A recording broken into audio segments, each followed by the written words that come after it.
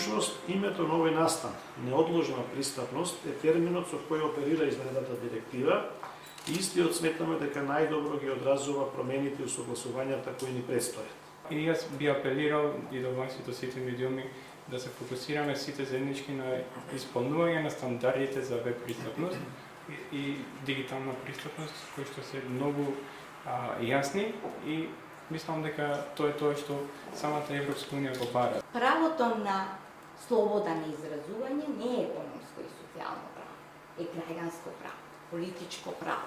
Ваши и наши, тоа покажа дека има голем јас и се делиме на две групи на општество, значи не припаѓаме на исто општество.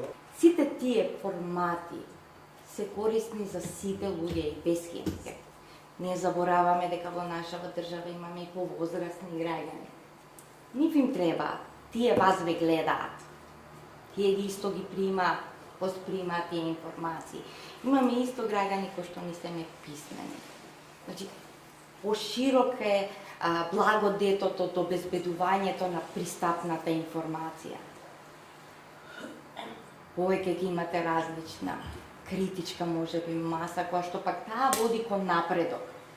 Еве, за иницијатива ќе стоикам, земете за проба како би изгледала едни вести да ги организирате, односно да ги води лице кое што е глуво. За проба. Видите каква ќе имате реакција. И ние како индивидуалци, како даватели на услуги, сакаме тоа да го оствариме. Го отпочнавме, меѓутоа поддршката во ресурси се обративме до повеќе институции, до повеќе, да речеме, еве приватни компании, сето тоа заеднички да го реализираме, меѓутоа нели немавме баш некој успех во позитивен, да речеме, одговор. Тоа некако заеднички да го направиме. Новите технологии ќе мора да ги вградувате во вашата работа, која што секако бара и пари, бара и надградба на знаење, на персоналот и така натаму. Меѓутоа, тоа мора заедно да го бараме од државата за да го обезбеди.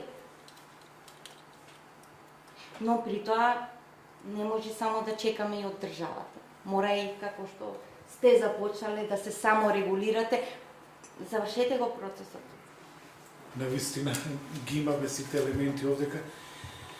Изработивме веќе многу, сега треба понатаму само да продолжиме и мислам, очекувам понатаму поголем одсев само од медиумите. Размислувај критички. Составија целата приказна. Денови на медиумска писменост 2022 од 25 октомври до 1 ноември. Дознај повеќе на www.mediumskapисmenost.mk.